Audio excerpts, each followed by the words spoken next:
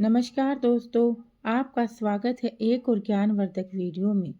दोस्तों, हम जो भी और जैसा भी खाना खाते हैं, उसका सीधा असर हमारे शरीर पर तो पड़ता ही है, साथ ही हमारे व्यवहार और आचरण पर भी पड़ता है।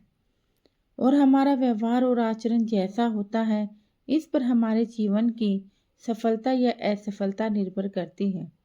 दोस्तों, खाना कैसा होना चाहिए, कैसे खाना चाहिए और खाना खाते समय किन बातों का ध्यान रखना चाहिए, इसके बारे में हमारे शास्त्रों में बहुत ही डिटेल में बताया गया है। अच्छा और अच्छे तरीके से बना हुआ खाना हमेशा ही हमारे लिए फ़ायदेमंद होता है। इसके अलावा हमारे शास्त्रों में यह भी बताया गया है कि खाना बनाने वाले को भी कुछ नियमों का पालन ज़रूर करना चाहिए, जिससे उसके बने खाने से घर के परिवार के सभी सदस्यों को फायदा हो सके। खासकर यदि घर की महिलाएं उन सभी नियमों को ध्यान में रखते हुए खाना बनाएं, तो उस घर में हमेशा सुख, शांति और समृद्धि बनी रहती है और घर के लोग मुसीबत से दूर रहते हैं। उन सभी नियमों में सबसे बड़ा नियम यह है कि घर की महिलाओं को खाना हमेशा सुबह जल्दी उठकर बना लेना चाहिए। आप सोचेंगे ऐसा क्यों? तो इसके लिए हम आपको एक कहानी सुनाते हैं, जिससे आपको यह बात समझ में आ जाए। बहुत पहले एक गांव में रमेश नाम का एक व्यक्ति रहता था।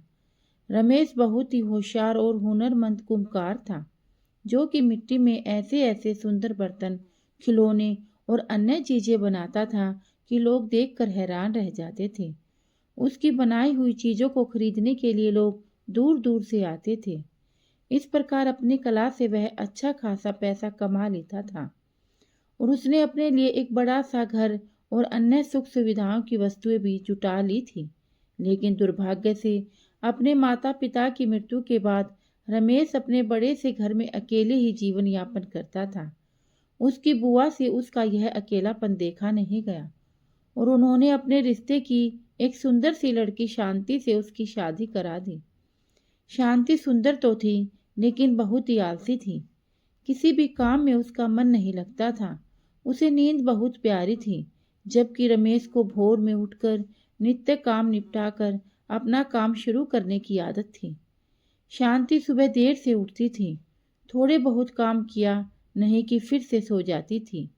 आलस की मारी वह शाम तक सोई ही रहती थी और फिर जैसे तैसे करते हुए खाना बनाती थी। घर में ना तो पहले की तरह साफ सफाई थी और ना ही रमेश को समय पर अच्छा खाना मिलता था। घर में कोई भी बड़ा नहीं था जो कि शांति को डांटता और समझाता। शादी के कुछ महीने तक तो रमेश ने सब बर्दाश्त कर लिया, लेकिन अब उसे लगने लगा था कि इससे तो वह कुंवारा ही ठीक था। कम से कम समय पर काम पर चला जाता था, घर में सफाई रखता था और अपने हाथों से समय पर खाना भी बनाकर खा लेता था। यहाँ तो दोपहर होने तक खाना बनने का नाम ही नहीं होता था। अब उसे शांति के व्यवहार और आदतों से चिढ़ होने लगी थी, लेकिन जैसे तैसे निभाना तो था ही, तो चुपचाप निभा रहा था। शांति को उसने प्यार से, डांट से, हर तरीके से समझाने की कोशिश की, लेकिन शांति थी कि सुधरने का नाम ही नहीं लेती थी। धीरे धीरे रमेश की बर्दाश्त की सीमा खत्म हो रही थी और वह गुस्से में रहने लगा था। समय पर खाना न मिलने से उसे अक्सर काम पर जाने में देरी हो जाती थी। कई बार तो वह भूखा ही चला जाता था। फिर दिन भर भूख के कारण वह चिड़चिड़ा रहता था। इन सभी बातों का बुरा असर उसके काम पर पड़ रहा था। उससे पहले की तरह काम नहीं हो रहा था। आमदनी कम होते होते इतनी कम हो गई कि उसका मुश्किल से गुजारा हो रहा था। पैसों की कमी के चलते अब शांति और रमेश के रोज झगड़े होते थे, जिससे दोनों ही परेशान हो गए थे। रमेश की बुआ को किसी ने इस बात की खबर दी, तो वह अपने भतीजे की गृहस्थी को देखने आई। रमेश की घर की हालत देखकर ही बुआ की अनुभवी आंखों ने सब भाप लिया। बुआ के सामने रमेश और शांति बहुत शर्मिंदा हो गई, क्योंकि पैसों की कमी से वह उनकी ढंग से आव भगत भी नहीं कर पा रहे थे।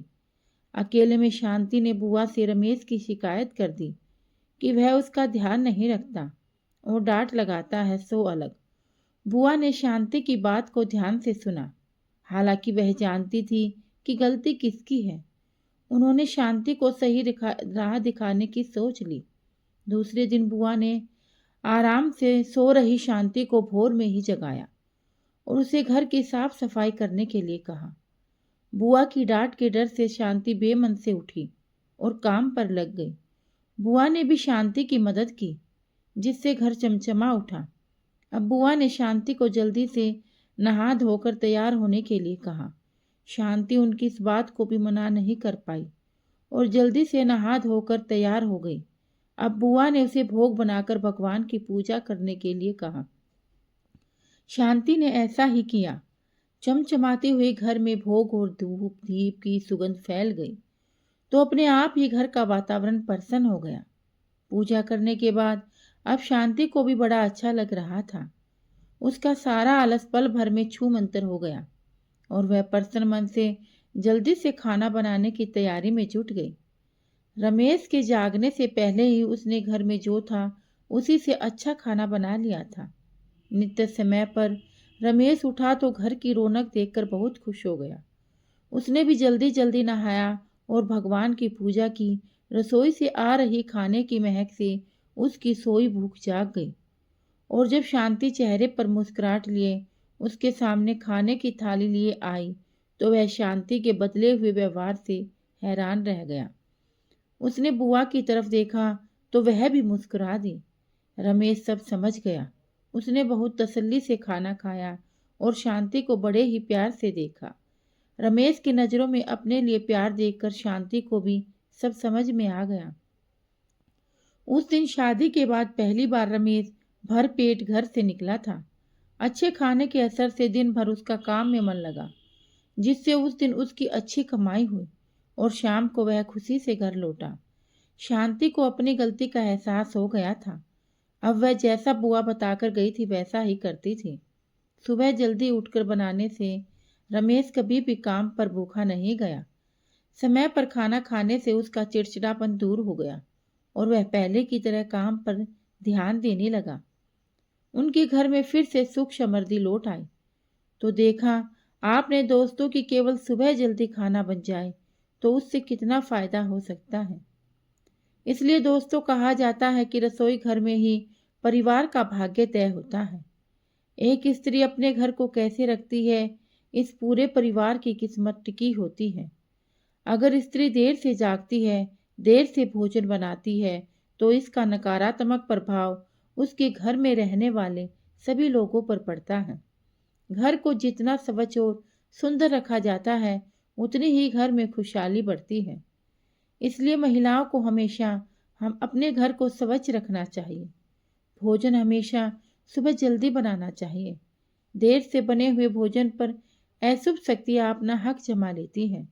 शास्त्रों में साफ साफ कहा गया है कि देर से बने भोजन पर प्रेत और अन्य अशुभ शक्तियाँ अपना अधिकार कर लेती हैं और ऐसा भोजन करने से उस व्यक्ति की अधोगति होती है। घर में दरिद्रता आती है, घर में कलेश होता है। इसलिए कहा जाता है कि जितनी जल्दी रसोई घर में भोजन बनता है उतनी ही जल्दी घर की तरक्की होती है। साथ ही रसोई घर को हमेशा स्वच्छ और साफ रखना चाहिए। रसोई घर में कभी भी झूठे बर्तन नहीं रखने चाहिए। रात्रि में रसोई घर में झूठे बर्तन होते हैं तो उस घर में नकारात्मक शक्तियों का वास होने लगता है। दोस्तों, घर के पुरुषों का भाग्य स्त्रियों के ऊपर टिका होता है। इसलिए घर की स्त्रियों का भी सदैव सम्मान करना चाहिए। जिस घर में स्त्रियों का अपमान किया जाता है उस घर में माँ लक्ष्मी कभी प्रवेश नहीं करती हैं। साथ ही स्त्रियों को भी अपनी मान मर्यादा का ख्याल रखना चाहिए। उम्मीद है आपको यह जानकारी अच्छी लगी होगी।